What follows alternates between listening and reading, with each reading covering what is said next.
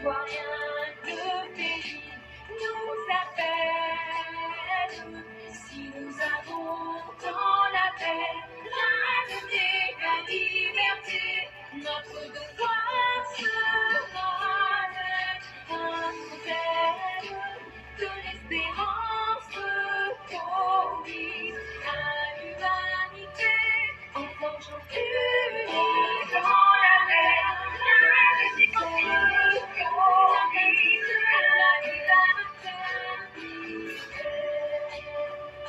La patrie de la fraternité. La patrie de la fraternité.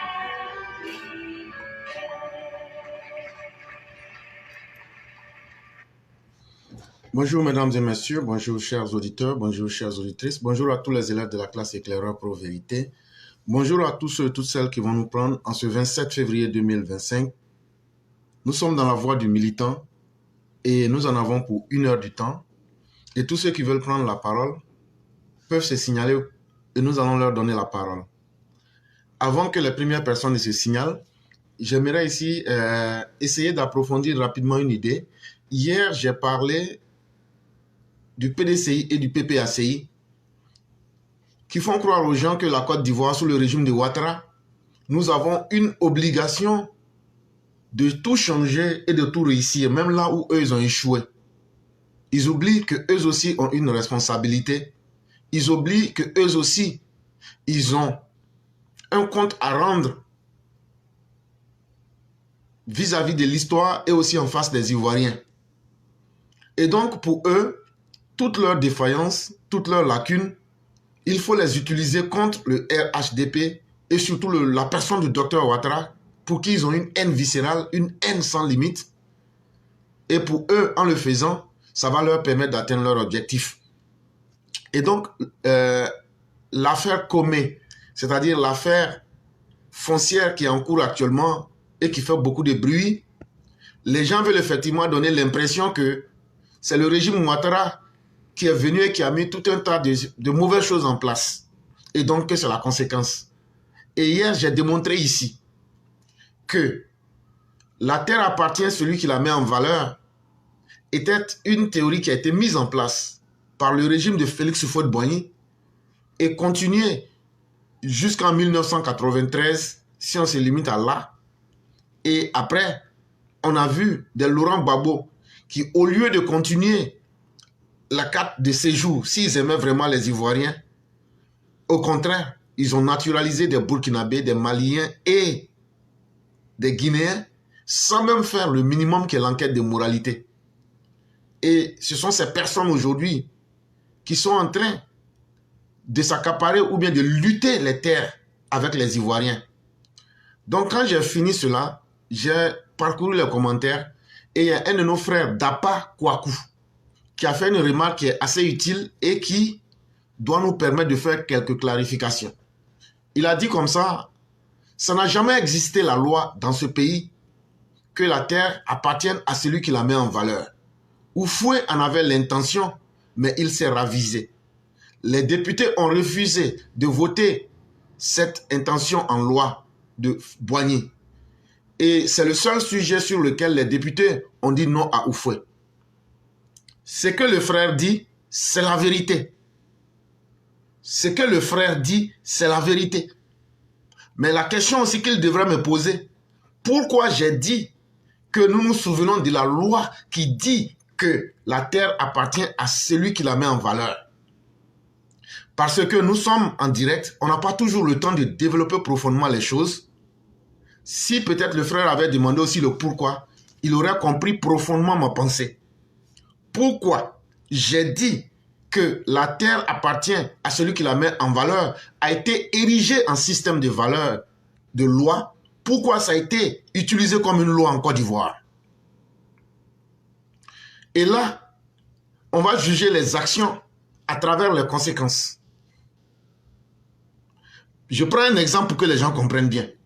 L'ivoirité, là, ça n'a jamais été traduit dans les textes de loi. Mais dans la vie réelle des Ivoiriens, l'application concrète de l'ivoirité a divisé le corps social ivoirien. On a vu les conséquences de l'ivoirité. Faut pas... Personne ne peut dire qu'il n'a pas vu les conséquences de l'ivoirité. Pourtant, ça n'a jamais été une loi. Et donc, ce que j'étais en train de dire ici, qu'il faut qu'on comprenne, c'est que nous sommes ici dans l'aspect conséquentialiste des choses. Ou bien, si on prend Bentham, nous sommes dans l'aspect utilitariste des faits. Ça veut dire quoi? Ça veut dire que chaque chose qui se fait dans la vie, pour savoir si elle est bonne ou bien si elle est mauvaise, c'est à travers les conséquences, les résultats concrets là. C'est ça qui nous permet de juger chaque action.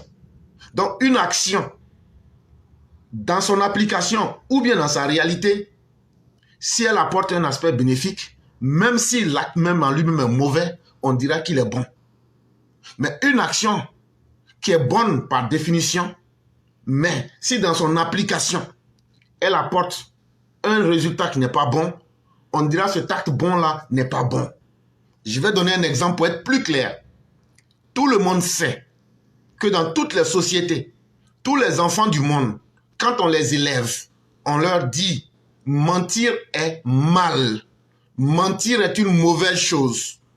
Ça, il n'y a aucun parent digne qui a dit à son enfant, le mensonge, ça peut te rapporter quelque chose. Mais maintenant, imaginez-vous que quelqu'un, pour aider à sauver la vie d'une personne, si je dois mentir pour sauver la vie d'une personne, par exemple, quelqu'un court et il vient me demander de l'aide pour le cacher parce que sa vie est menacée. Maintenant, je me rends compte effectivement que sa vie est menacée. Ou bien des braqueurs sont en train de braquer un véhicule. Mais ils sont peut-être perdus. Et je sens qu'ils sont peut-être en train de chercher des victimes. Et c'est moi qui le rencontre, il me demande, mais est-ce que tu n'as pas vu un véhicule passer ici? Je sais que ce sont des braqueurs. J'ai bien vu le véhicule passer. Est-ce que je dois leur dire, oui, le véhicule a passé ici, et puis ils vont aller attaquer les gens? Ou bien est-ce que je dois leur mentir? Ici, vous verrez que en leur mentant, le mensonge devient utile parce que ça va les empêcher de faire du braquage. C'est la même chose. Si quelqu'un, un criminel en train de poursuivre quelqu'un et veut faire du mal à la personne, et que la personne, en mentant, j'arrive à sauver la vie de la personne, est-ce que mentir est une mauvaise chose ici? Non. Si on est dans le conséquentialisme, mentir aura été cette option-là même de sauver une vie. Et donc, revenons à la loi. La terre appartient à celui qui la met en valeur. Étudions là, cette théorie-là, sous cet aspect-là. Pourquoi j'ai dit que c'est une loi? Parce que dans la vie réelle, il y a des conséquences qui sont là. Les conséquences sont là parce que la première conséquence, c'est d'abord, c'est grâce, il faut le reconnaître, c'est grâce à cette main-d'œuvre étrangère facilement obtenue du Burkina et souvent du Mali et autres, qu'on a pu booster l'économie de la Côte d'Ivoire à travers les plantations de cacao et de café. Le miracle économique de la Côte d'Ivoire dans les années 70-80, c'est venu d'où? C'est venu de la main-d'œuvre étrangère qu'on a installée en Côte d'Ivoire pour faire la création des plantations de cacao et de café. Est-ce que ça c'était bon ou mais c'était mauvais? Je ne crois pas qu'on puisse me dire que c'était mauvais. J'ai dit que je suis dans l'aspect utilitariste, conséquentialiste. Et donc, ça c'est une première conséquence. Deuxième conséquence, ils sont venus en Côte d'Ivoire.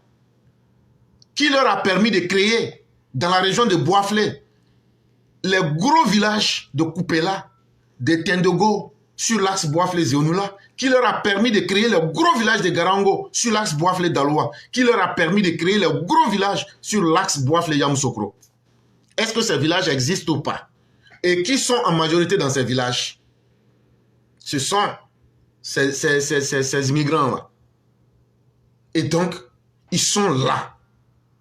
Et ça, on ne peut pas contester. La conséquence, c'est qu'ils vivent là, ils ont créé des villages et ils sont intégrés dans ces zones et ils sont en masse. Et c'est seulement un exemple que je vous prends, sinon c'est pratiquement dans toute la Côte d'Ivoire. Donc quand on se base sur ces deux conséquences, mais la réalité, on la vit tous les jours.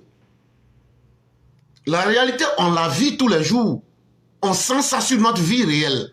Et donc là, c'est même plus forte qu'une loi. Quelque chose que tu vis tous les jours.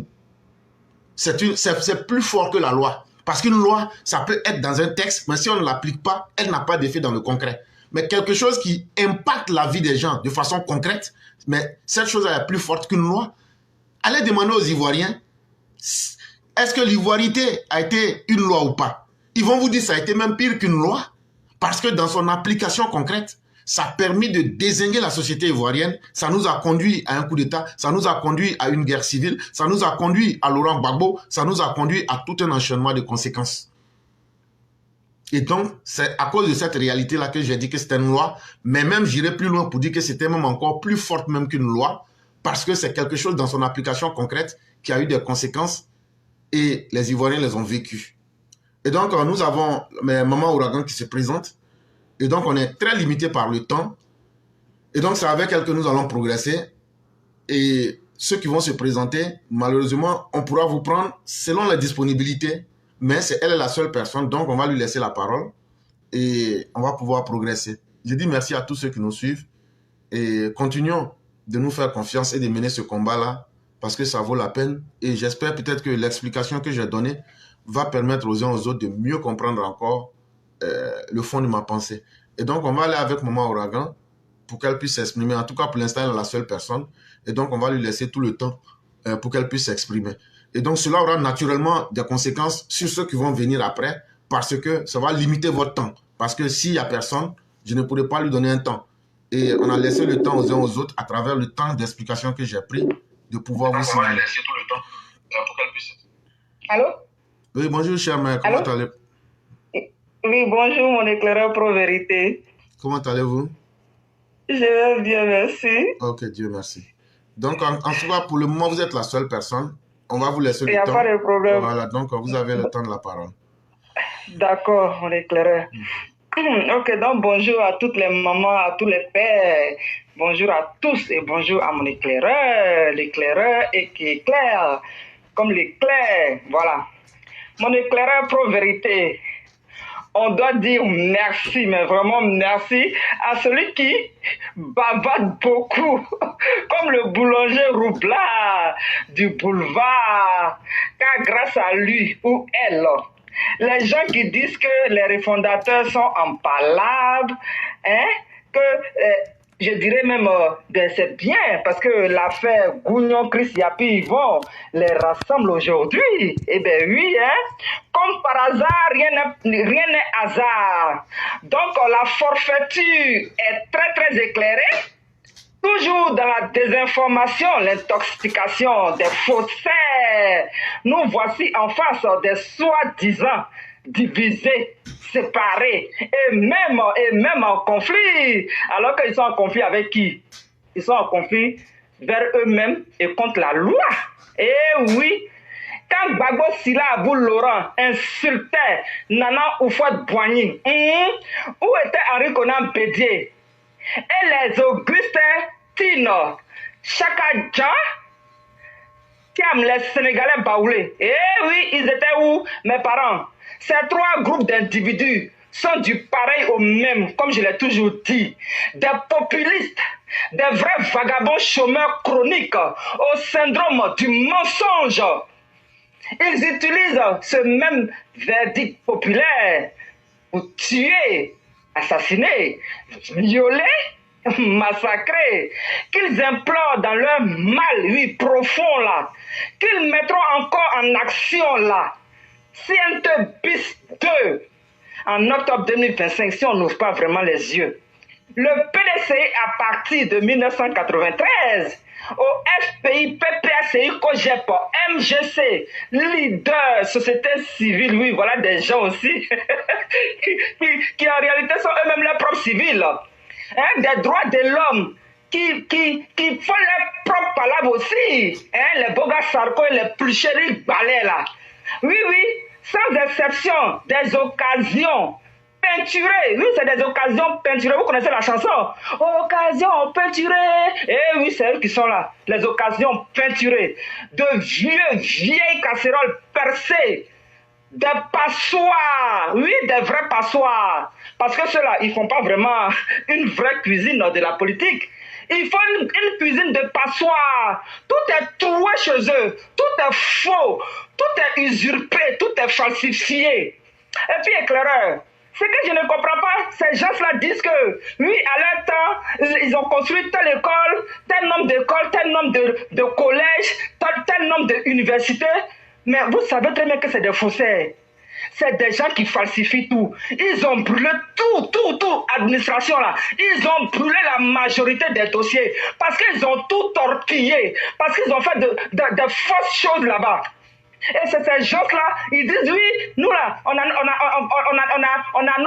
nos programmes, on a nos bilans à justifier. Pendant ce temps, voilà des PDCI microbes là. Mais vous savez, les vrais microbes, c'est eux, hein.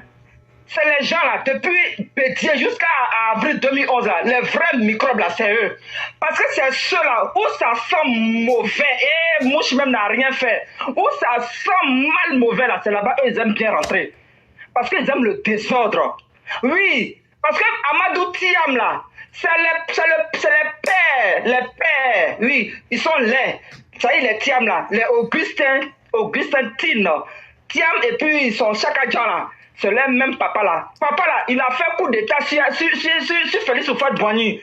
Mais et puis vous voulez que ces personnes-là, oui, ils aient pitié d'Houphouët. Mais je dis, si on n'ouvre pas les yeux maintenant, puis on croit que ceux-là, ils disent frère là. Ah les gars, jusqu'à même ils sont devenus dictateurs, même dans la communication, même dans la prise de parole. Tu dois pas dire ça, tu dois dire ça. Et à leur temps, là, ça dit au temps d'Houphouët, là, tellement qu'on était naïfs, oui, il faut le dire, on était naïfs, on ne voyait pas trop clair, on s'amusait beaucoup. Mais même aujourd'hui, même si on s'amuse encore là, mais Dieu merci, il y a les réseaux sociaux.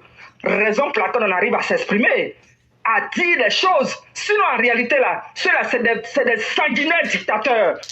Ils sont ghanéens et puis ils sont aussi ivoiriens. Donc, eux, là, ils ont 2-3 pays. Comme le Malien Maraka là, lui qui aime la saleté, les ordures, comme au Mali là, on voit les déchets toxiques là, on voit ça aussi au Mali. On voit la senteur au Mali, on voit la senteur au Cameroun. Où c'est pas propre là, c'est là-bas les populistes là.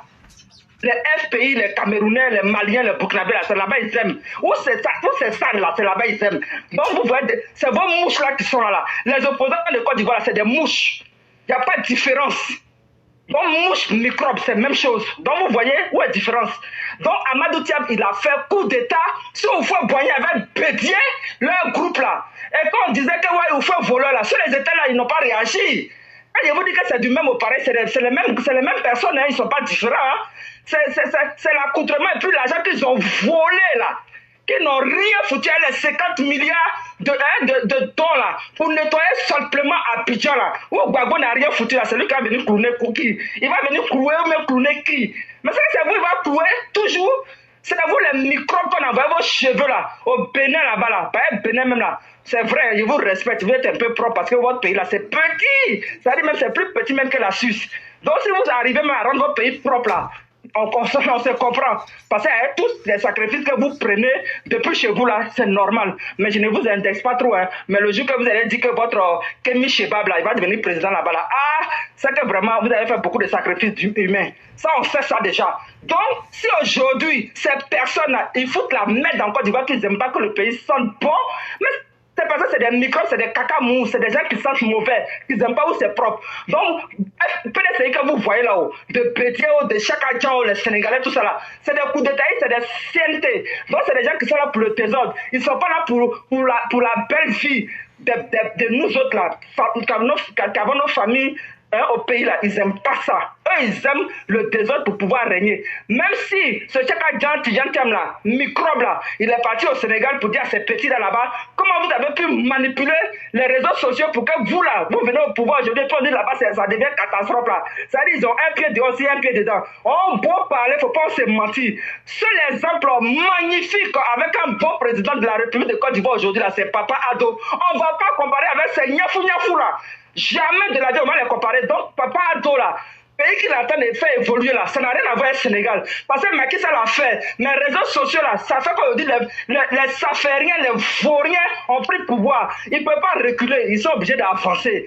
Donc là, tout ce qu'ils sont en train de faire là, réseaux sociaux, nous sommes parlé dessus pour que ça va pas arriver en Côte d'Ivoire. Tous ces pays-là, ils sont versés en Côte d'Ivoire. Parce que chez eux, il y a démocratie, mais ça avance là. Pourquoi ils ne rentrent pas là-bas? Et puis, ils fuient, c'est toujours en Côte d'Ivoire, ils sont en train de faire les braquages, enlèvement de personnes là. Par exemple, c'est toi qui est caché. Mais c'est celui qui connaît te donne toutes les informations. Et puis, ce type-là, il fout la merde même dans l'administration de la Côte d'Ivoire là-bas. C'est ce qui fait qu'aujourd'hui, des gens viennent aujourd'hui prendre les terrains des gens. Ils viennent voler les terrains des gens. Et puis, de toute façon, PDCI même n'a pas fait quelque chose de bon. C'est pas aujourd'hui même que ça va changer. Donc, Papa Ado, tu attends et fais tes efforts avec le vieux père que je connais, Namané connaît. Vous faites vos efforts. Mais ce que vous oubliez, ils sont tellement infiltrés. Comme passoire, ils sont là. C'est-à-dire, ils coulent, mais ça finit pas. Ça finit pas. Donc, c'est ça qui fait qu'aujourd'hui, les administrations, là, vous êtes infiltrés. Gendarmerie, hôpitaux, université, c'est-à-dire que l'éducation nationale, ils sont infiltrés, ils apparaissent. Abidjan, si ça devient propre là, c'est Ado qui fait. C'est pas les mêmes PDCI vauriens microbes là. Un des autres partis là. C'est pas eux qui font que Côte d'Ivoire devient propre. C'est Ado qui fait que le pays là devient propre. Donc les parents, je vous en supplie, le Nord, restez soudés. Ne rentrez pas dans les vies des gens qui sont en train de piéger les gens de RHDP à faire des histoires, à s'insulter, à se mettre sur écoute. Ça va, tout le monde souvent critique quand il est fâché. Notre professeur même, il passe au temps aussi souvent quand il est fâché, là, quand ça coupe là, on attend demain ou après demain. Souvent il est fâché, il dit je coupe. Et puis d'ailleurs même là, celui qui n'est pas content, il part. Mais pendant ce temps-là, de toute façon on a besoin de lui, il a besoin de nous. Donc la colère là, souvent c'est comme ça. Donc faut pas, on va trop rester dans la colère pour rendre notre pays un déchet toxique, rendre notre pays comme façon Agbo là, Malien, Maraka là, il a fait sentir Abidjan là. C'était Abidjan qui était comme Paris, où il y a tout Eiffel là. C'est la même chose. Donc il n'y a pas de différence. Donc ce que Papa Do fait que Abidjan là, il y a une ville lumière là. C'est normal. Si les autres villes ça vient après au fur et à mesure, c'est comme ça. Donc ne rentrez pas dans le jeu des microbes de Soro, de PDCI, de FPI là, pour pouvoir gâter votre pays. Éclairage, je continue mais j'arrête. On a déjà 2 personnes qui sont sur la liste. Et donc, ok, je suis gentil. Oui, je suis gentil. Vraiment, merci infiniment pour ce que vous avez dit. Et à travers tout ce que vous avez dit, nous sentons une série de conseils aux Ivoiriens de ne pas oublier leur propre identité et de ne pas oublier. Et la première identité que l'on ne doit pas oublier, c'est la réalité qui t'entoure. Si tu ne maîtrises pas ou bien tu fais semblant de ne pas voir ce qui est autour de toi, mais c'est que tu es en danger automatiquement. Parce que les éléments extérieurs, tout ce qui est à côté de toi va avoir de l'influence sur toi. Et malheureusement, il y a beaucoup de personnes qui ne prêtent pas attention à cela. C'est ce que le père était en train de dire hier. Malheureusement, il y a beaucoup de personnes qui appellent maintenant, ne pourra pas vous prendre. Ça, il faut le dire dès l'instant parce que le temps qu'on avait donné était déjà limité. On est déjà piégé par le temps. Donc, il y a beaucoup de personnes qu'on ne pourra plus prendre. Et on fera du mieux que nous pourrions. Et donc, chère maman, on va vous dire vraiment merci infiniment. On va vous souhaiter une excellente soirée et bien des choses à toute la famille. Merci beaucoup. Je vous en prie. Bonne guérison, mon éclaireur, pardon. Bonne guérison, ma Sali. Bonne guérison, ma Sali, ma chérie. Bonne guérison à toi. Pardon. Que Dieu entende vos prières. Merci beaucoup, chère mère. Merci beaucoup. Merci. Okay.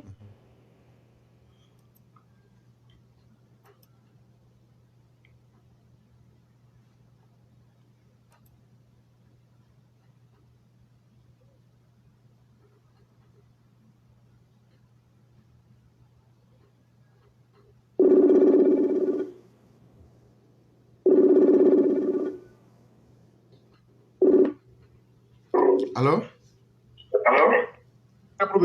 Oui, bonsoir. Le cyclone, comment allez-vous?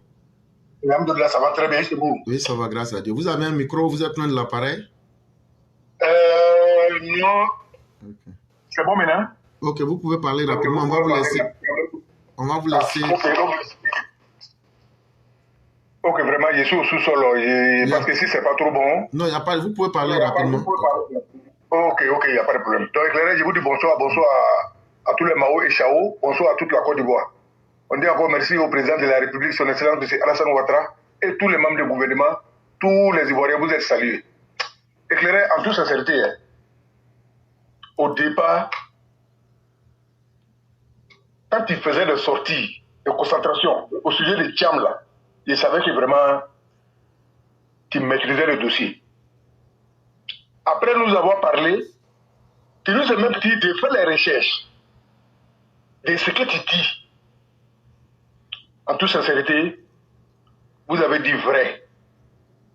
Tidiane Tchamba, c'est un Sénégalais, père sénégalais et mère sénégalais, habit sénégalais, même démarche sénégalais. Ça ne nous fait pas un peuple qui est xénophobe. Non, c'est la vérité. Quand on regarde la Côte d'Ivoire, où on a passé, jusqu'à aujourd'hui, là où on se trouve, cher Mao et Chao, et tous les Ivoiriens, on a perdu gros. Grâce à quoi? Les mêmes paroles là. C'est eux, ils ont créé. Ils ont essayé de tout faire, de nous tromper. C'est la base des mensonges. Oh, pourtant, ils savent que vraiment, ce qu'ils sont en train de dire, c'est faux. Mais ils ont préféré et accepté défendre leurs intérêts pour tuer les citoyens ivoiriens. Et c'est ce qu'on va dire. Hein. Ça fait mal et ça fait très mal. On a perdu gros. Mais aujourd'hui, pourquoi vous êtes gênés pour ne pas qu'on vous dise que Tidiane Tchamba c'est un Sénégalais d'origine française? Il faut qu'on se dise la vérité. Tu sais, quand on pose les actes, vous les anciens politiciens qui n'ont rien servi à la Côte d'Ivoire, si ce n'est pas la désolation, vraiment vous avez ignati, elle met la vie des gens en retard. C'est ce que vous avez fait, toi Babo. Toi Babo. Surtout, tu es un mauvais président de toute l'Afrique. Il n'y a même pas un bon exemple dans toi. Tu n'as rien appris, on ne te connaît pas. Vraiment, tu es un diable, tu es un sorcier. On sait comment tu as pris le pouvoir. Même nous qui ne savons pas la politique là, on n'avait rien à faire avec la politique. Tu as tout fait. Tu as gammé tout le monde sur la politique. En assassinant les gens, en brûlant les biens des gens, en tortillant, comment dire, une partie de la Côte d'Ivoire. Mais aujourd'hui, nous les Ivoiriens, quel que soit le problème, le défi du monde, nous on est conscient que le monde est chaud. Et le monde est difficile. Il n'y a rien qui est passé dans la vie. Mais en Côte d'Ivoire actuelle, le président de la République, son excellence, M. Alassane Ouattara, Wallah, il faut reconnaître que c'est un papa complet. C'est un papa qui a respecté les Ivoiriens. Et aller chercher tout ce qu'il doit nous, tout ce qu'on peut avoir qui peut nous faire bonheur. D'abord, la première, c'est la sécurité. Ça, il n'y a rien à dire. Nos parents sont à l'aise. Et vous, les gars là, qui avez assassiné et maltraité les gens comme Babo, vous, avec vos surveillants, vous êtes tous dans ce pays-là. Et vous êtes en train de vous pavarner et mentir à la longueur des journées avec l'argent volé de l'État. Et vous n'avez même pas de bilan. Et vous cherchez à venir au pouvoir. Chers frères Babo, chers opposants, venez apprendre auprès du président de la République. Si vos combats, c'est pour défendre nous, nos intérêts, défendre l'intérêt des pays, et nous, on n'a pas besoin de concurrence. On a besoin de l'homme qu'il faut, à la place qu'il faut, et ceux qui sont capables.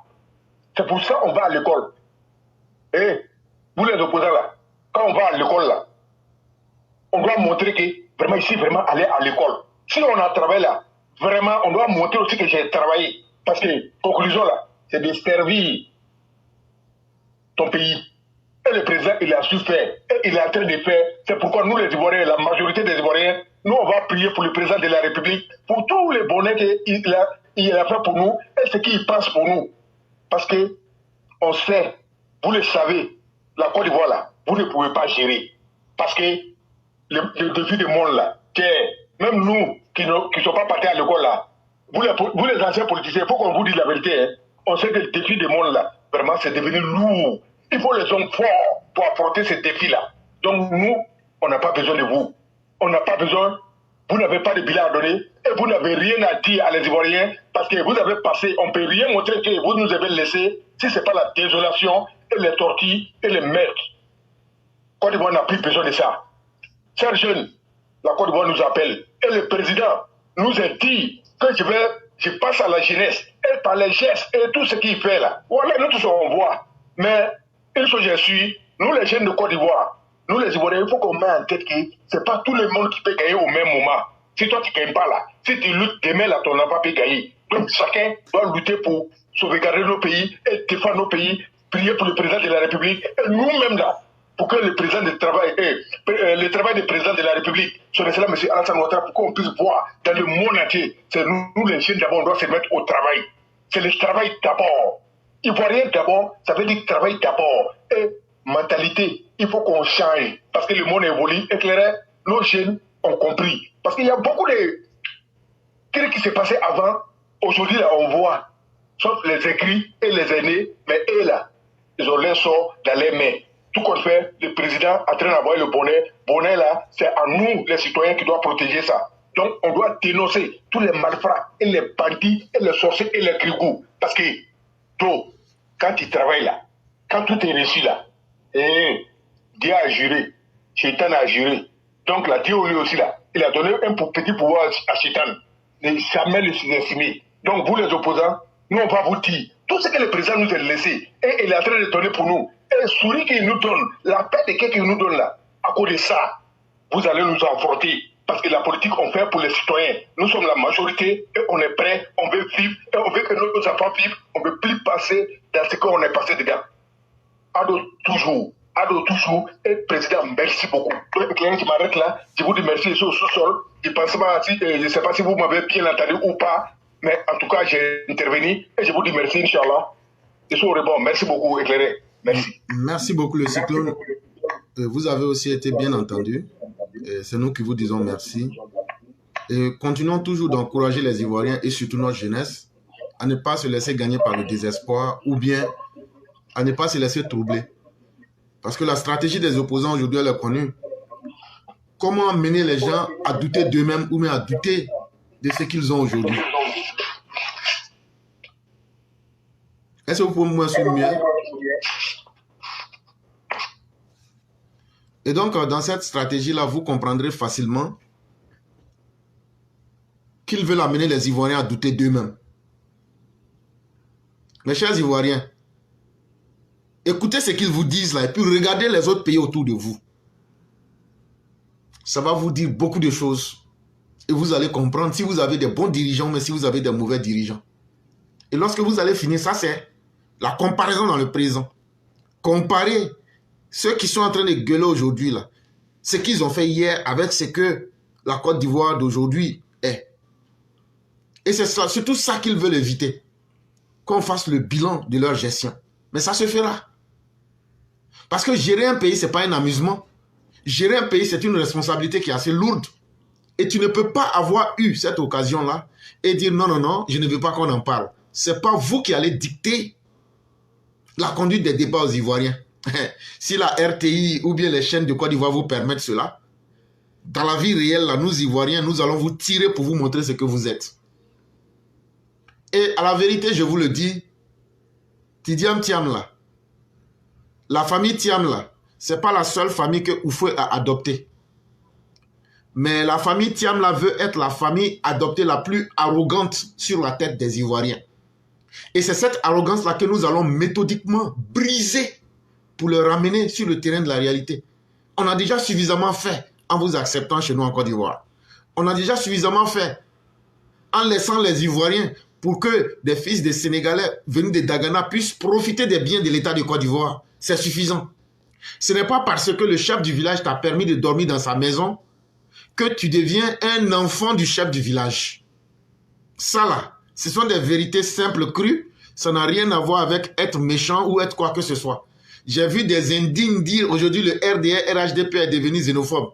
Oui, on est devenu xénophobe. Parce que les premiers xénophobes là, on est en train de leur retourner la monnaie de ce qu'ils ont causé comme action. Et notre position, elle est claire. Nous n'en avons pas honte, nous n'allons pas reculer et nous allons persister, nous signons là-dessus. Ça, soyez prêts pour cela. Et donc, ne pensez pas que tout ce que vous allez dire, ça va nous décourager. Au contraire, nous sentons que ça vous pénètre. Et ça, ça nous plaît beaucoup. Et donc là, ces fils d'étrangers là, Houphouët a accueilli des gens du Biafra, qui sont dans Abidjan là, par milliers. Houphouët a accueilli des Éthiopiens. Houphouët a accueilli des personnes dont on ne saurait même connaître les nationalités. Mais aujourd'hui, ils savent leur place en Côte d'Ivoire. Mais ceux qui veulent devenir les plus arrogants, pour maintenant faire la promotion des étrangers sur la tête des Ivoiriens, alors là, nous serons plus déterminé à vous dire que ça ne passera pas. Tidjam Tiam, là, depuis quand vous avez vu un nom de famille S-O-W, depuis quand vous avez vu un nom de famille T-H-I-A-M, on peut dire tout ce qu'on veut. Même si vous résidez dans la cour du chef du village pendant 1000 ans, vous ne serez jamais un enfant du chef du village. Vous êtes un invité. Vous êtes des invités en Côte d'Ivoire. Et vous devez connaître votre place. Ça là, on va vous dire ça. Puisque vous ne voulez pas prendre conscience du mal que vous avez fait aux Ivoiriens, on prend ce mal-là et on l'applique sur vous. Et on va voir là où nous allons aller. Les gens peuvent dire ce qu'ils veulent dire, mais nous avons un manteau qui est assez lourd. Et nous avons le poids de la réalité qui est là. Ce qu'on dit là, un malfaiteur qui ne prend pas conscience du mal qu'il a fait, on utilise son propre mal pour le soumettre au poids de la vérité. Et le cyclone, merci d'être sorti. Merci infiniment d'avoir donné de la voix ce jour. On va vous souhaiter un excellent boulot, une excellente soirée et bien des choses à toute la famille. Merci beaucoup, Éclairé. Merci à vous également. Merci beaucoup. Et donc, malheureusement, on a beaucoup de personnes qui se signalent. Moi, je suis déjà pris par le temps. Malheureusement, c'est ça lorsqu'on demande aux enjeux. Donc, ce qu'on va faire, le père Koulibaly avait demandé son temps de parole, mais après lui, il devait être normalement la dernière personne. Ce qu'on va faire, toutes les personnes qui se sont présentées, on va vous laisser rapidement 5 minutes, parler rapidement et laisser la parole. C'est vraiment ce qu'on peut faire. Vous ne vous êtes pas signalé dans le temps, ça nous piège en temps et déjà, on n'a que 20 minutes restantes. Je vais prendre le risque. Le père Koulibaly aura son temps, mais les autres que je vais appeler, je vais vous dire, vous avez 5 minutes. C'est vraiment le maximum que nous pourrions faire pour que vous puissiez vous exprimer. Parce que les gens ne sont pas venus à temps, donc ça nous a déjà piégés. Et on ne peut pas changer parce que moi aussi, je dois aller au travail. Donc, on va faire l'effort de laisser 5 minutes par personne. Bonjour, cher René. Oui, bonjour, cher frère éclaireur pour vérité. Comment allez-vous? Ça va et vous-même? Oui, ça va très bien. Donc, on va vous laisser 5 minutes. On est piégé. Il n'y a pas de souci. Il n'y a pas de problème. Merci beaucoup. Oui, oui. Ok. D'accord. Bonjour à tout le monde, bonjour à toute la Côte d'Ivoire. D'entrée de jeu, je voulais souhaiter bonne guérison à la sœur Sali Koné et donc qu'il nous retrouve très rapidement avec sa voix fracassante. Merci. Alors, donc aujourd'hui, je viens juste du salon du 61e anniversaire du Salon international de l'agriculture de Paris. Et donc, nous avons été à une séance qu'est-ce que je voulais dire, donc c'était une conférence où on avait eu droit à une allocution de 3 ministres, dont le ministre de l'Agriculture, Adjimani, que vous connaissez, le ministre de l'Élevage et halieutique, dont Sidi Touré, et le ministre des eaux et forêts, Laurent Tchaba. Et donc, il s'agissait de dire le thème, c'était l'agriculture ivoirienne aujourd'hui et demain. Donc, ils ont eu à développer tout ce qui a été fait comme évolution, donc à la date d'aujourd'hui, et c'est que la Côte d'Ivoire prévoit faire. Et donc, j'étais en compagnie de deux autres EPV, donc à la personne du frère Bakayoko Amara, malgré que sa santé n'est pas au beau fixe, et nous avons aussi Diaby Massandier. Et donc, vraiment très très bonne compagnie, et vraiment l'éclaireur priorité n'est pas resté du reste, puisqu'on a eu droit à une question. Donc, à ma qualité de porte-parole, j'ai pu poser une question, puisque l'agriculture aujourd'hui, oui, mais demain, qu'est-ce que l'agriculture sera? Et donc, la question que j'ai eu à poser, c'était concernant les orpailleurs clandestins. Vous savez très bien que notre couvert forestier, à l'horizon de 2030, il faudrait pouvoir avoir 20% de notre couvert forestier rétabli. Et donc, ma question ressortait sur les orpailleurs clandestins qui, ceux-là même, détruisent nos forêts et polluent nos eaux et donc l'environnement qui est impacté. Donc, ça va forcément agir sur l'agriculture de demain. Donc, là, la vidéo, je ne peux pas juste partager sur nous, notre groupe EPV Paris, pour ceux qui sont à Paris. Donc, vous pouvez aller regarder la vidéo. Donc, en termes de performance, sachez qu'il y a vraiment beaucoup d'espoir à l'horizon, car que ce soit en élevage, ou bien même en agriculture, en tout cas, vous pouvez compter sur le président qui a mis en place vraiment tout un scénario, un arsenal de performance qui fera de la Côte d'Ivoire, en tout cas, un pays véritablement agricole. Et donc, il s'agira de faciliter tous ceux qui veulent s'installer côté agriculture, donc faciliter. On ne sera plus dans le cadre où on comptait que sur la daba et la machette. Et d'ailleurs, on n'a plus assez de main-d'œuvre du fait de ce torpillage clandestin et de l'immigration clandestine. Et donc là, on prévoit d'abord, pour rappel, le ministre a rappelé concernant la noix de cajou, par exemple, on avait en 2011 31 000 tonnes qu'on pouvait transformer sur place en amande. Et là, aujourd'hui, on est à 360 000. Donc, un pourcentage de 1000%, et donc c'est à féliciter. Et on ne peut pas tout faire vu l'état dans lequel le pays a été laissé par les refondateurs. Il était bien évident que certaines priorités, malheureusement, ont empiété sur le budget, sur ce que le président voulait faire en réalité. Ce qui fait que certains disent « Ah oui, il a échoué », mais bien évidemment que dans certains secteurs, tout le monde le reconnaît, tout le monde le voit, il ne pouvait pas le faire comme il était prévu. Alors, donc, dans les temps normaux, si on était dans les conditions véritables, il allait le faire. Voilà. Et donc, aujourd'hui, tous ces ministres-là sont venus, en tout cas dans ce salon-là, comme d'habitude, venus vendre le savoir-faire ivoirien, tout ce qu'il y a possibilité d'investissement en Côte d'Ivoire, côté agriculture, élevage et bien d'autres domaines. Vu que c'était ces trois ministres, là, donc en termes de, même, vous savez, en agriculture, on a beaucoup plus de matières, nous on est beaucoup plus, on va dire, premier beaucoup plus en termes de culture pérenne, culture de rente.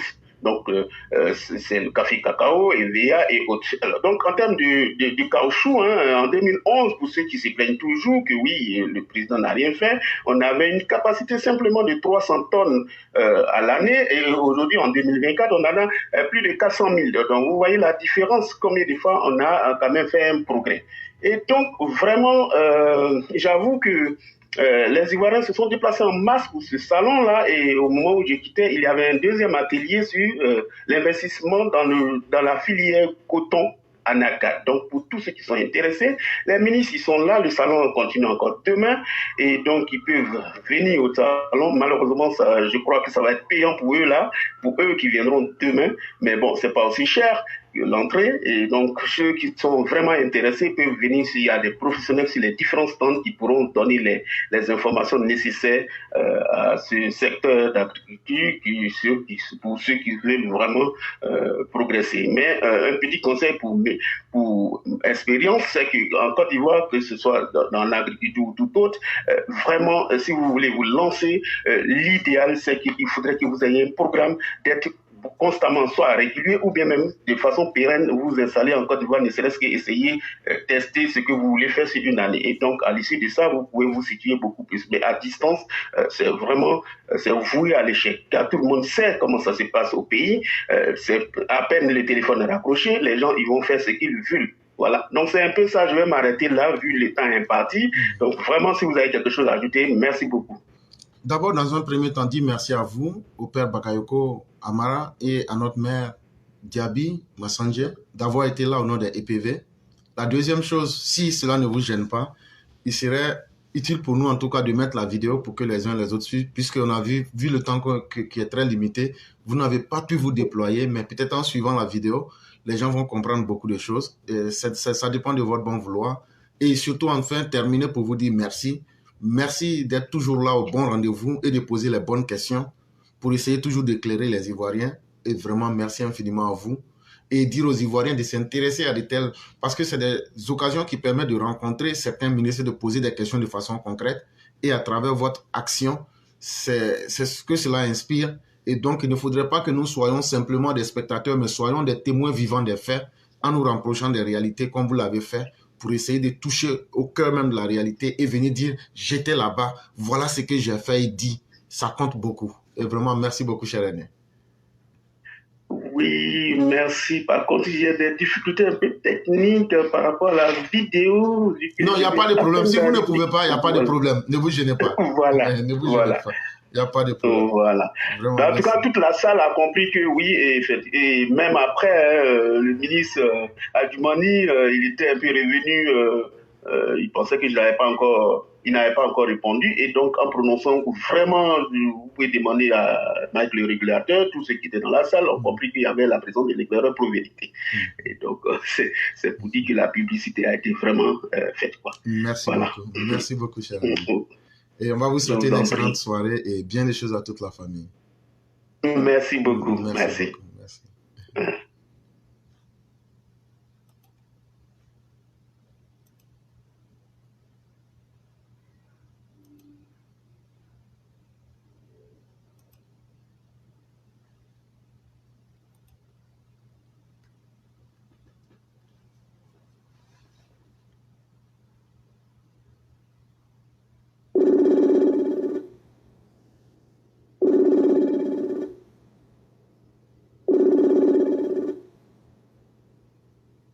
Alors? Allô? Oui, bonjour le conquérant, comment allez-vous? Oui, bonjour, cher frère Clara. Oui, comment allez-vous? Je vais bien chez vous. Oui, ça va. Malheureusement, on est pris par le temps, on ne pourra vous laisser que 5 minutes. Il n'y a pas de problème, on va faire avec. Il n'y a pas de problème, merci beaucoup. C'est encore pour revenir sur les tentatives de déstabilisation de l'opposition qui est appuyée par certains de ces bras séculiers qui se font appeler société civile. Alors, ces jours-ci, vous voyez de gauche à droite les opposants qui, malheureusement, veulent profiter de certains subterfuges pour appeler à une révolte populaire. Alors, si vous faites bien la remarque, en septembre dernier, il y a eu des gens qui ont parlé de la vie chère, que la vie était chère, eux, ils allaient marcher contre la vie chère. Mais en réalité, il ne s'agissait pas de la vie chère. Il s'agissait plutôt des personnes tapies dans l'ombre, qui sont des opposants, qui avaient pour intention de créer des troubles et certaines personnes allaient profiter pour semer le chaos à Abidjan et créer un climat de psychose pour aboutir à une déstabilisation. Il y a eu ce problème. Alors, ça n'a pas prospéré. Vous voyez que depuis un temps, il y a des attaques contre la commission électorale. Ça a commencé depuis pratiquement le mois de janvier, mais bien avant même. Chaque fois pour tenter de discréditer la CEI, la commission électorale indépendante, la CEI qui a fixé le calendrier électoral en accord avec les partis politiques, qui a communiqué longuement avec les partis politiques en leur donnant les calendriers, les partis politiques étaient d'accord. Vous voyez que subitement, il y a des attaques contre la CEI et on ne sait même pas pour quelle raison. On veut exiger qu'il y ait un autre recensement électoral, sachant très bien que le premier recensement électoral qui a été fait ces 4 derniers mois, on n'a même pas encore fini de le traiter et ils exigent un autre recensement. À cela, vous avez vu à un moment donné qu'il y a un certain activiste du nom de Jean-Christian Conan qui a lancé une alerte qu'il y a un bateau qui était arrivé en Côte d'Ivoire et que le bateau il contenait des produits toxiques, qu'on veut à tout prix empoisonner les Ivoiriens, des trucs comme ça. Donc, l'information là, et ça a créé des problèmes. On a dû demander au navire d'attendre jusqu'à maintenant tout rentre dans l'ordre et le navire a pu charger sa cargaison. Et lorsque vous analysez très bien, on se rend compte très facilement que derrière ça, des manœuvres de déstabilisation pour pouvoir créer des troubles et des tensions inutiles dans les pays. Et vous voyez, ces jours-ci, le problème foncier, les opposants veulent encore en profiter. C'est un moment pour nous de dire aux décideurs de mettre tout en œuvre pour que toutes ces personnes qui cherchent à déstabiliser les pays-là soient traduites devant les tribunaux. On ne peut pas continuer de façon indéfinie à créer des problèmes inutiles à la Côte d'Ivoire. L'affaire Zimrida, nous voulons dire au procureur de la République de se saisir de l'affaire Zimrida. Celui qui a donné l'information que le navire comportait des risques, celui qui a fait sortir l'information pour donner aux activistes comme Jean-Christian Conan ou bien Jean-Christophe Conan, je ne sais pas trop, et aussi à Salé, il faut que ces personnes-là répondent de leurs actes. Donc, comme nous sommes aux 5 minutes déjà, je vous remercie et portez-vous bien. Merci beaucoup, Sunyata le concurrent. Merci encore d'être venu sur cette question. Et effectivement, celui qui a donné l'information, c'est malheureusement le fils d'un ancien ministre de Félix Houphouët-Boigny, un toxicomane et alcoolique qui se cache dans les tréfonds du Ghana. En tout cas, pour l'affaire Zimrida, c'est lui qui est à la base de cette histoire. Mais ce que vous dites, je crois que c'est facile de se proclamer journaliste investigateur ou quoi que ce soit. Mais je crois qu'il faut amener les gens à adopter un sens de la réalité vraiment élevé. Il faut forcer les gens. Je ne vois pas quelle est l'intention de ces personnes qui toujours veulent apporter le discrédit sur la Côte d'Ivoire. Drôle de personnes qui aimeraient la Côte d'Ivoire que de toujours mettre ce qui peut salir l'image du pays. C'est peut-être leur manière d'aimer le pays. Mais il faudrait qu'ils soient aussi capables d'en assumer les conséquences. C'est vrai, chacun a sa manière d'aimer. Même dans aimer, là, il y a les mazos. Tu ne peux pas les juger pour ça parce que c'est comme ça. Mais eux, leur amour pour la Côte d'Ivoire, c'est quand eux trouvent de mauvaises choses à dire sur la Côte d'Ivoire. Et même tomber dans le mensonge. Mais je crois que aussi, l'État en place doit être capable aussi de leur dire que chaque action apporte un résultat. Pourquoi vous avez menti aux Ivoiriens et les confronter aussi à la loi? Ça va beaucoup aider ces personnes à réfléchir sur le boulot qu'elles veulent faire et à se dire, je peux parler, je peux dire ce que je veux, mais est-ce que je suis prêt à assumer les conséquences? C'est ce vide-là qui fait que les Ivoiriens, ça donne, en tout cas certains Ivoiriens, ça donne à ce jeu-là.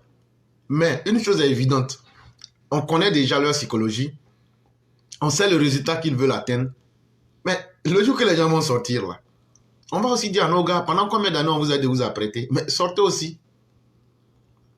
Donc à ce niveau, ne vous inquiétez même pas.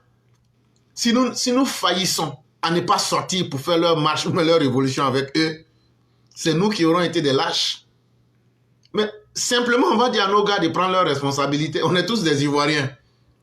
Et que c'est une marche qui est pour tout le monde. On va aller marcher ensemble. Et ça, je crois que nous avons suffisamment parlé à nos gars. Et leur soi-disant révolution, on va la faire ensemble.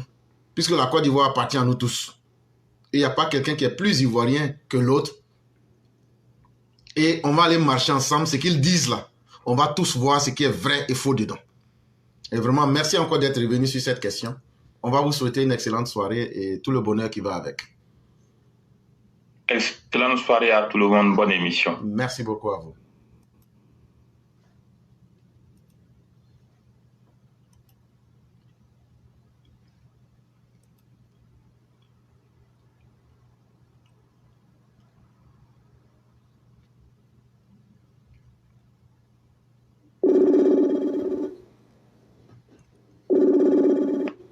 Allô?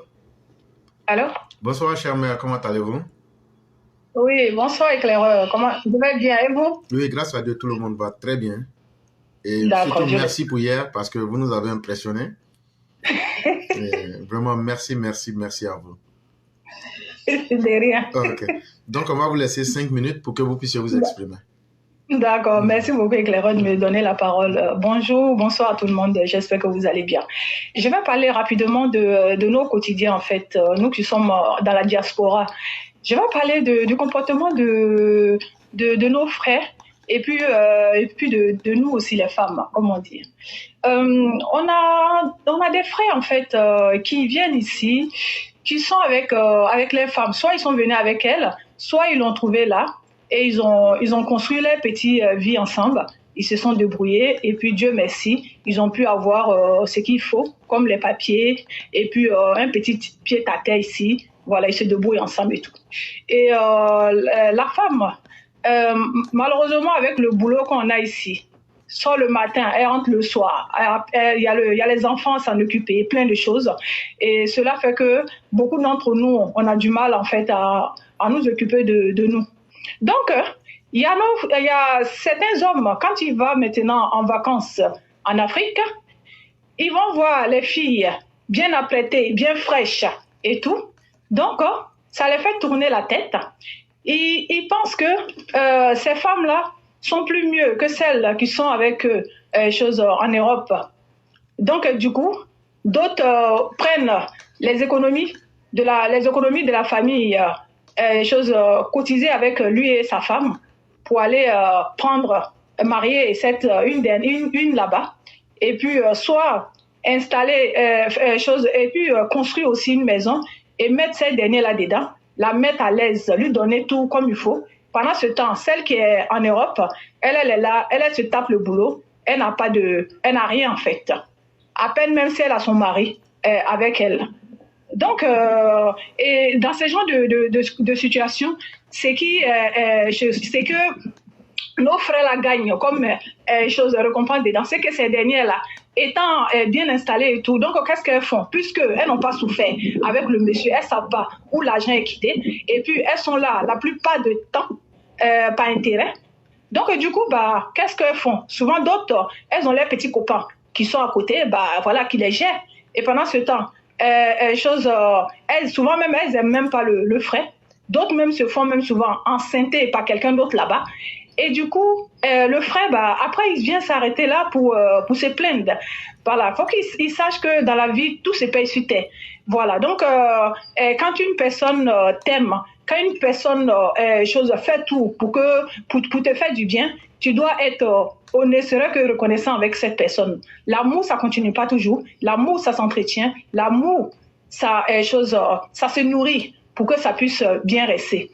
Voilà, donc ce qu'il y a en Afrique, c'est la même chose qu'il y a ici. C'est juste que celles d'Afrique, elles ont plus de temps pour s'occuper d'elles. Donc c'est ça qui fait qu'elles sont toujours fraîches. Sinon, nous qui sommes ici, là, nous sommes 10 000 fois plus braves que certaines personnes qui se trouvent en Afrique, qui ne font rien, qui sont là juste pour se faire belles. Et puis, charmer nos hommes qui partent là-bas. Et aussi, nos hommes aussi ne sont pas des innocents. C'est souvent des menteurs aussi. Voilà, il faut le dire. Ils vont baratiner. Souvent même, d'autres même vont baratiner les femmes des gens pour les détourner, pour les faire venir ici, alors qu'ils sont en couple ici. Ils n'ont même pas encore fini de gérer leurs couples qui sont dedans ici. Il faut qu'ils sachent que dans la vie, tout se paye sur terre.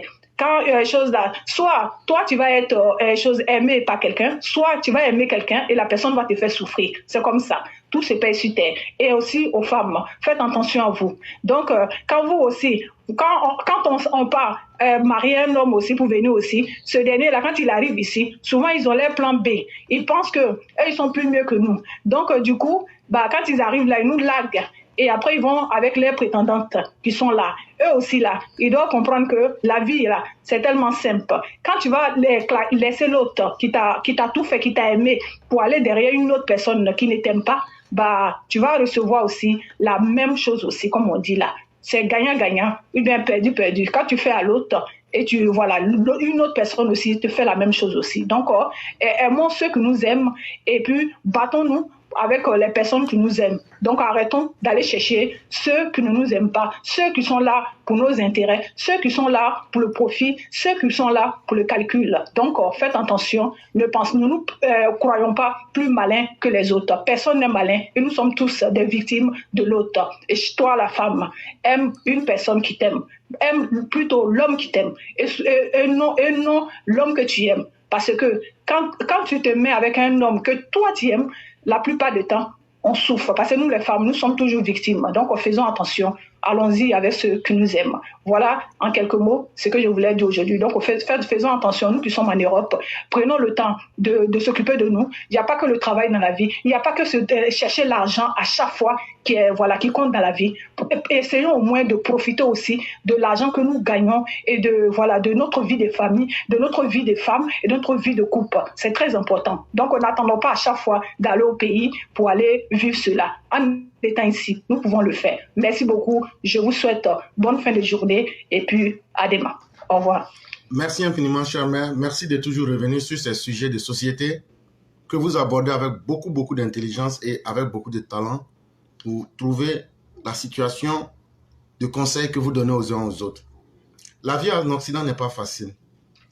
Et surtout lorsque vous avez pendant longtemps galéré avec un homme ou une femme et que vous avez déjà établi votre petite vie, je crois que plus qu'on ne rajeunit pas, on doit gagner en expérience.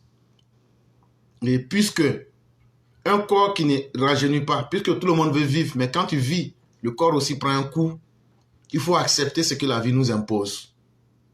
C'est vraiment important. Et c'est vrai dans la psychologie des hommes, ça vraiment, je suis désolé de le dire, un homme aimerait coucher avec toutes les femmes. Mais ce n'est pas aussi une solution. Ou bien, on peut inverser aussi la tendance. Mais il y a des erreurs que nous commettons, ce sont des erreurs qui ne sont pas du tout bonnes. À partir d'un certain âge de la vie, il faut avoir des priorités dans la vie. Et ces priorités-là doivent prendre en compte tous ceux dont la vie dépend de nous. Ces priorités-là doivent prendre ces personnes en premier lieu. Quelqu'un déjà, tu as un certain âge là, affaire de femmes et puis garçons là, qu'est-ce que tu n'as pas encore vu dedans? Quand même, il ne faut pas être aussi émotif qu'un adolescent. Mais aussi, il faut reconnaître aussi que quand nous on va en vacances aussi là, de la manière il y a les petits pompiers là, c'est comme ça aussi que les petits du quartier aussi nous provoquent. Donc souvent là, on dit qu'il faut parler au chien, mais il faut parler aussi à l'os. Le simple fait de dire qu'il est quitté en France ou il est quitté en Europe là, ça là, il y a beaucoup qui viennent tourner. Elles le font peut-être pour avoir un peu leur jeton ou même pour tenter leur chance.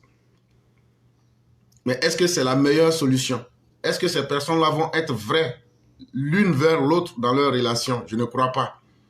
Et donc, pourquoi commencer quelque chose qui ne sera pas viable? Ça nous ramène toujours à la question de la responsabilité. La personne que tu as eue pour pouvoir faire ta petite vie, si vous arrivez à vous en sortir et que vous êtes déjà dans un certain confort là, c'est mieux de continuer votre petite vie. On ne pourra pas à nous seuls profiter de tout le bonheur du monde, mais on peut quand même se donner à partir d'un certain âge la paix du cœur. C'est vraiment important. Et vraiment, cher mère, merci d'être sorti encore une fois et merci d'avoir encore mis ce sujet à jour. Certainement que le dimanche, on va continuer ça sur TikTok ou bien même dans d'autres débats. Vraiment, merci à vous et on va vous souhaiter une excellente soirée.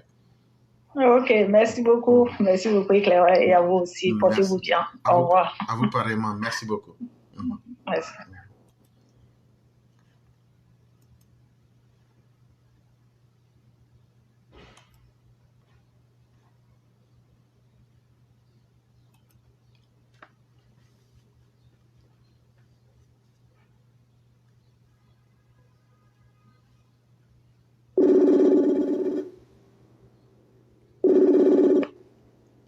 Allô?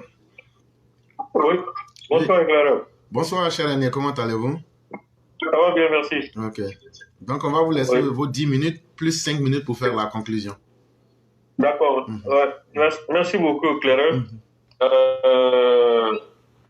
Alors, j'espère qu'on m'entend bien. Hein? Oui, vous pouvez parler.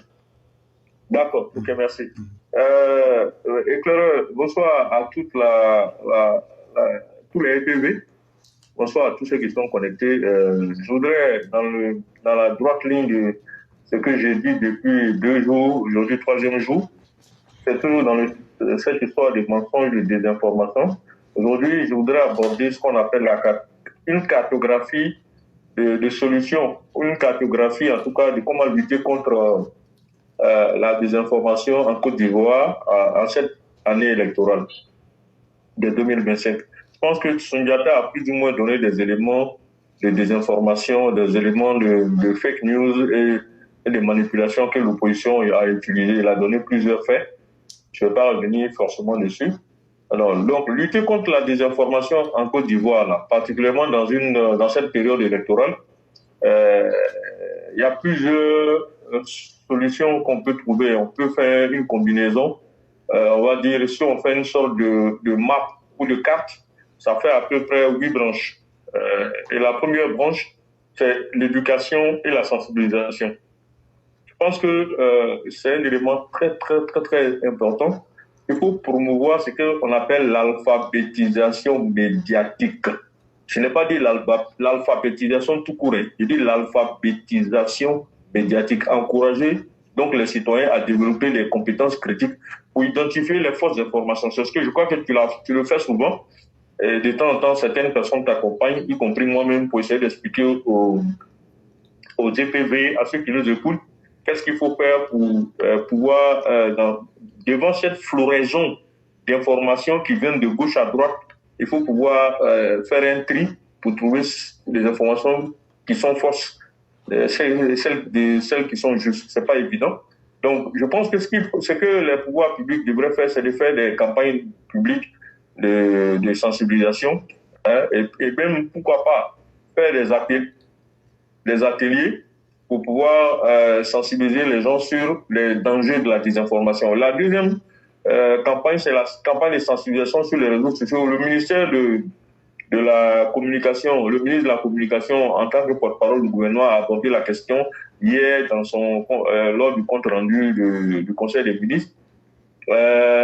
Il a semblé, à mon avis, minimiser un peu certaines choses sur les réseaux sociaux. Je pense que c'est une stratégie de communication politique, mais j'espère qu'en réalité, ils prendront les mesures nécessaires pour pouvoir justement contrecarrer au maximum les fake news qui vont arriver. Ce n'est que le début. Hein.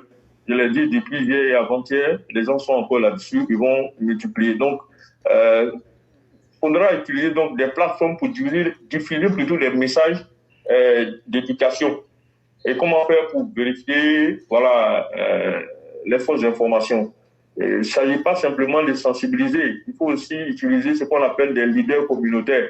C'est-à-dire ce sont les religieux, même certains hommes politiques, mais qui vont accepter de jouer le jeu pour promouvoir plutôt des discours basés sur la vérité et la paix.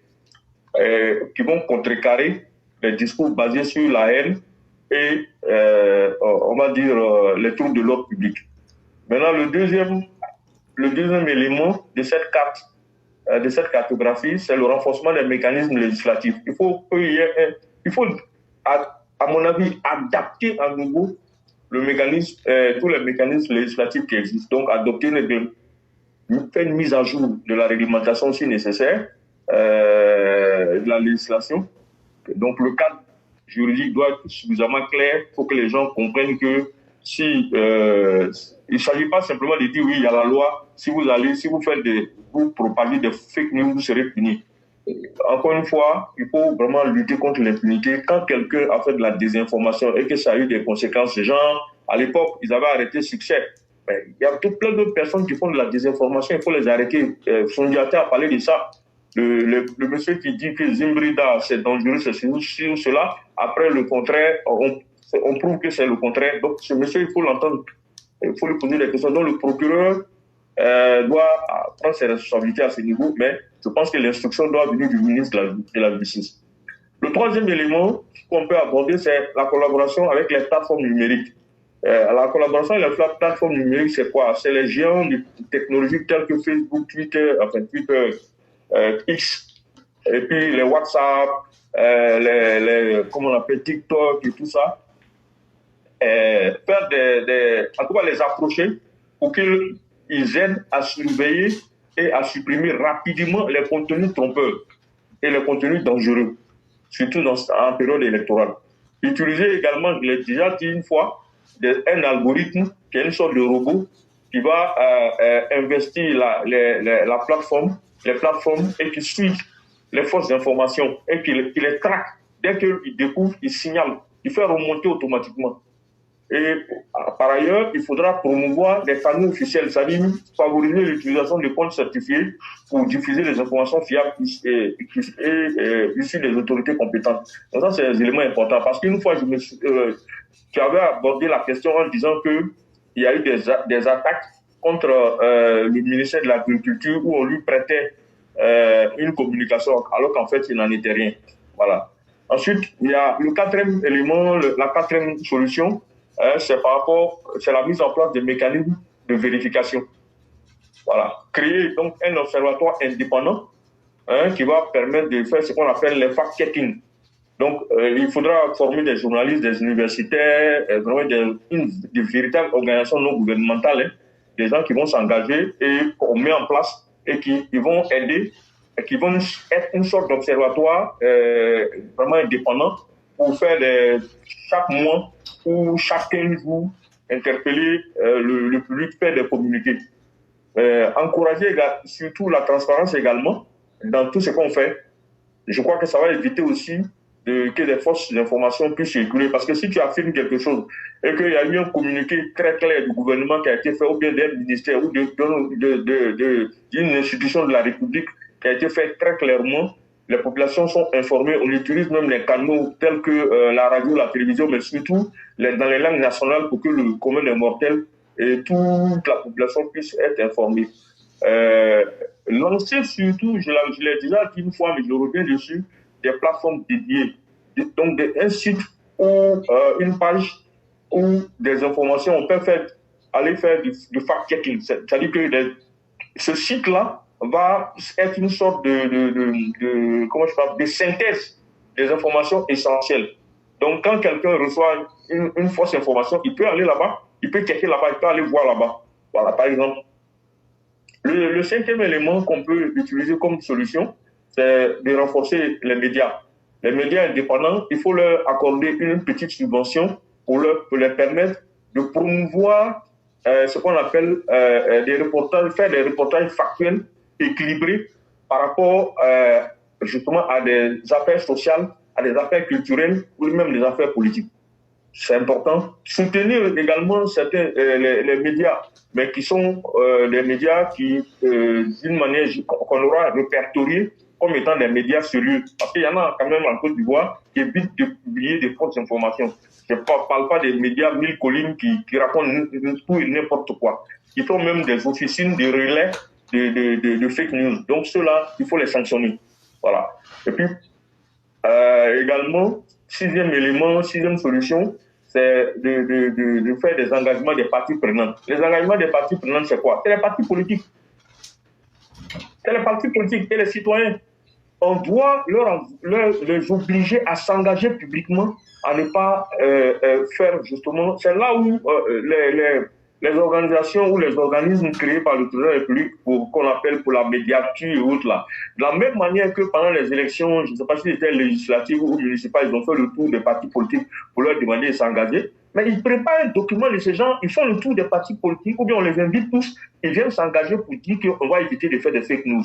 On peut critiquer, mais sans raconter des contre-vérités, surtout des choses qui vont faire trouver l'ordre public. S'ils refusent de signer, on constate qu'ils ont refusé de signer et on informe les gens.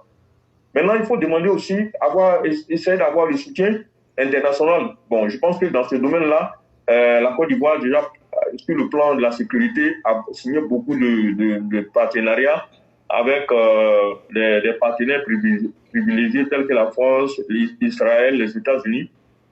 Bon, on a bien vu que il y a un déstabilisateur qui est venu proposer ses services. Bon, on sait tous ce que ça représente.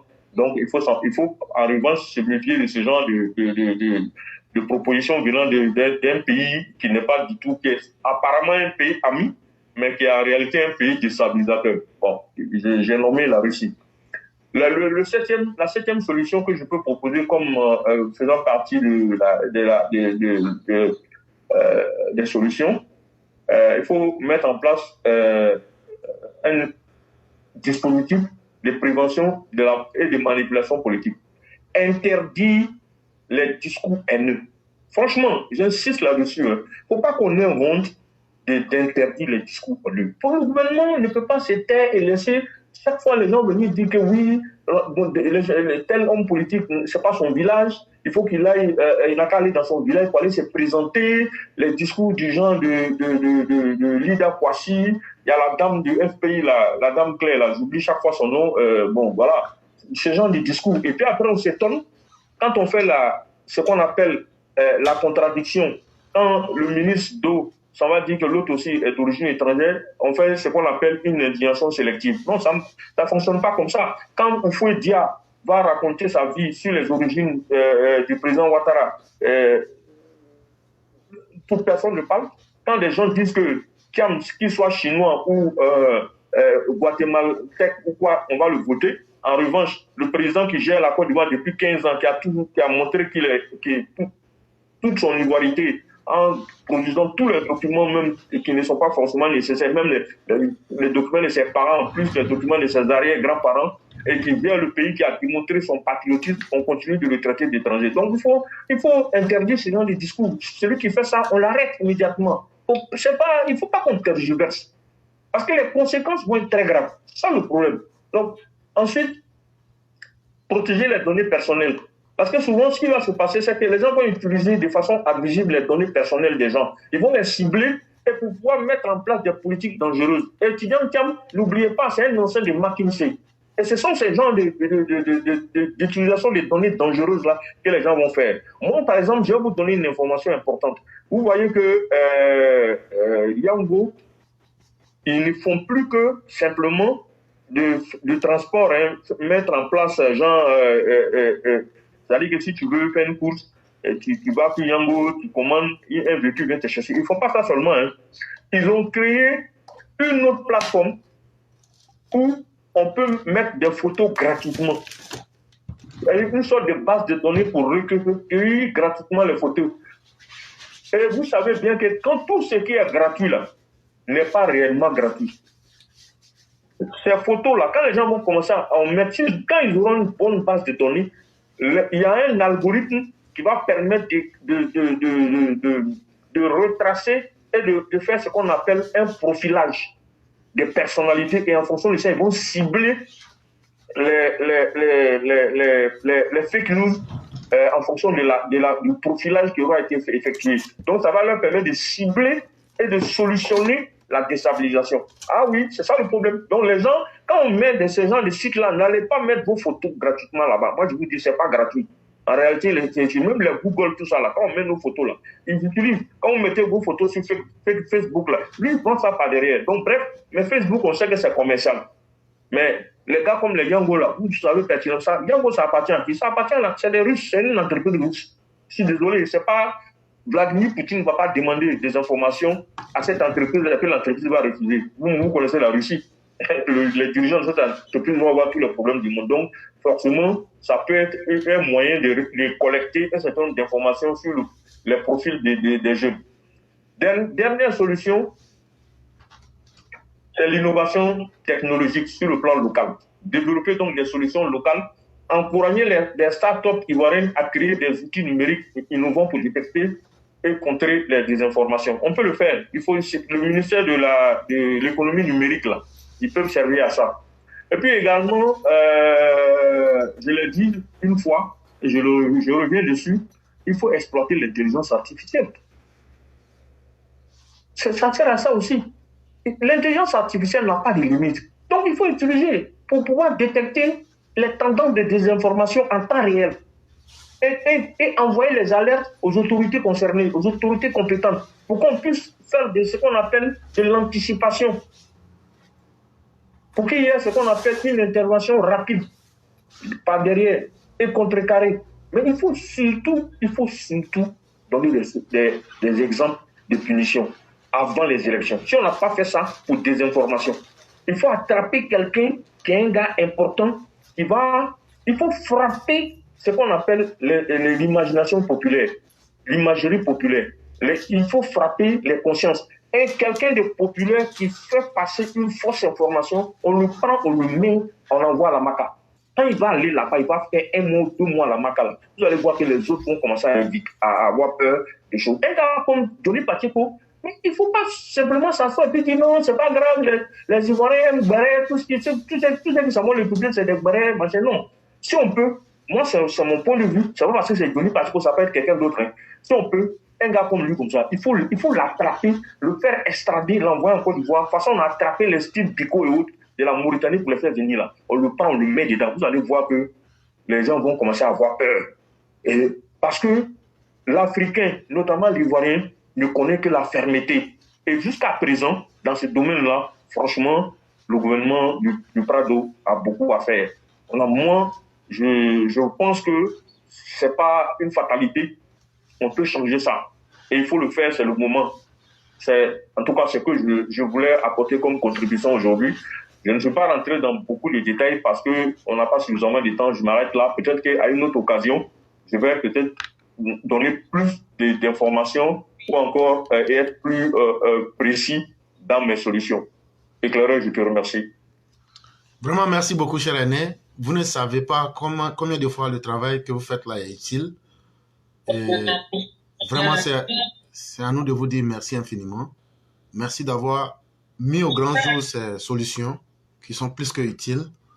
Et j'espère que nos dirigeants sauront en prendre bonne connaissance et l'utiliser dans le terrain du réel pour aider la Côte d'Ivoire. Et c'est de tels avis que nous avons besoin et qui pourront certainement aider les uns et les autres. Vraiment, merci à vous-même et merci à tous ceux qui nous ont suivis. C'est la fin de la voix du militant de ce jour. Demain encore, on sera toujours là comme d'habitude pour essayer d'informer les uns et les autres. Vraiment, merci à vous tous qui participez et qui apportez toujours de nouvelles idées. Et on va vous laisser en 1 ou 2 minutes faire la conclusion comme c'est d'habitude ici. D'accord. Merci beaucoup, Éclaireur. Merci à tous les EPV. Merci à tous ceux qui se connectent tous les jours pour apporter justement leur soutien, pour écouter. Mais il ne s'agit plus simplement d'écouter. Il faut mettre en pratique ce que nous disons, ce que l'Éclaireur dit, ce que tous ceux qui interviennent disent sur la plateforme. Sinon, ça ne servira à rien. Simplement, il ne s'agit pas d'écouter, d'être satisfait, d'être content, mais il faut l'appliquer. Vraiment, je vous souhaite beaucoup de courage. Je nous souhaite beaucoup de courage, beaucoup d'abnégation. Il y aura encore des épreuves devant nous. Certains feront certainement l'objet d'attaques sur les réseaux sociaux. Ils vont tenter de bannir des comptes. Ça fait partie du jeu. Sachez que il y aura des épreuves devant nous. Mais il va falloir se retrousser les manches, serrer la ceinture pour pouvoir avancer résolument. Parce que nous savons que nous faisons un combat noble, c'est pour protéger et sauver notre pays. C'est pour que notre pays puisse même sortir de l'ancien système de gouvernance et pouvoir concrétiser, réaliser le nouveau système de gouvernance que le Prado est en train de mettre en place depuis 15 ans. Et l'Ivoirien nouveau, c'est pas simplement cet Ivoirien qui se contente de venir, on va dire, dénoncer, critiquer, accuser les autres sans rien faire. C'est celui qui cherche à mettre en place des solutions concrètes, mais surtout celui qui pense à l'unité nationale, celui qui pense à notre devise nationale qui est l'union, la discipline et le travail. Parce que si nous sommes unis, si nous nous mettons au travail, nous sommes disciplinés et que nous nous mettons au travail, nous allons développer notre pays. On l'a vu dans des compétitions, notamment la CAN nous a démontré que à cœur vaillant, rien n'est impossible. Donc, je souhaite bonne santé et longue vie à tous les EPV, que la plateforme vive à jamais et que tous ceux qui ont des vœux dans leur cœur, tous ceux qui ont des problèmes personnels, qu'ils aient expliqué ou qu'ils aient gardé pour eux-mêmes, que Dieu les aide à trouver une solution à leurs problèmes. Nous avons tous plus ou moins, chacun à un moment, à un instant T de nos vies, nous avons des épreuves, mais ce n'est pas parce que nous avons des épreuves que nous devons perdre la foi. Je souhaite que la foi de chacun de nous soit renforcée face aux épreuves de la vie. Parce que si nous sommes venus sur la terre, c'est pour se battre, c'est pour évoluer, c'est pour apprendre des leçons. Les épreuves sont des leçons. J'espère que nous allons comprendre et enregistrer les leçons de vie que nous allons rencontrer dans nos différentes vies. Je souhaite bonne chance, bonne continuation à tout le monde Que Dieu nous donne longue vie, bonne santé. Que Dieu donne longue vie, bonne santé au président Ouattara. Que Dieu donne longue vie et bonne santé à tous les collaborateurs sincères du président Ouattara. Que Dieu fasse échouer 24 heures sur 24 tous les ennemis du président Ouattara, y compris ceux qui sont autour de lui, qui sont tous les hypocrites. Que Dieu les démasque 24 heures sur 24. Amen. Voilà. Donc vraiment, je pense que c'est une bénédiction très importante. Si Dieu démasque tous tes ennemis qui sont autour de toi, c'est une chance. C'est vraiment la preuve de la baraka. Et j'espère qu'il en soit ainsi, que Dieu renforce la foi des militaires, des gendarmes et des policiers qui protègent la République. Que Dieu renforce leur foi en la République. Que Dieu renforce la foi de ces hommes de loi, de ces hommes en armes sur la Côte d'Ivoire, la République ivoirienne, sur l'unité nationale, mais surtout que Dieu fasse qu'ils respectent leur commandant en chef, qui est le président Alassane Ouattara. Que Dieu fasse qu'ils respectent le chef suprême des armées, qui est le président Alassane Ouattara. Que Dieu nous aide tous. Gloire au Seigneur, gloire à Dieu. Je vous remercie. Merci beaucoup, cher René. Merci pour cette belle fin d'émission. Merci à tous ceux qui nous ont suivis. Demain sera un autre jour et nous serons encore là, si Dieu nous le permet. On souhaite vraiment une excellente soirée à vous-même ainsi qu'à tous ceux qui nous ont suivis et que la grâce de Dieu nous couvre. La paix du cœur, c'est vraiment important.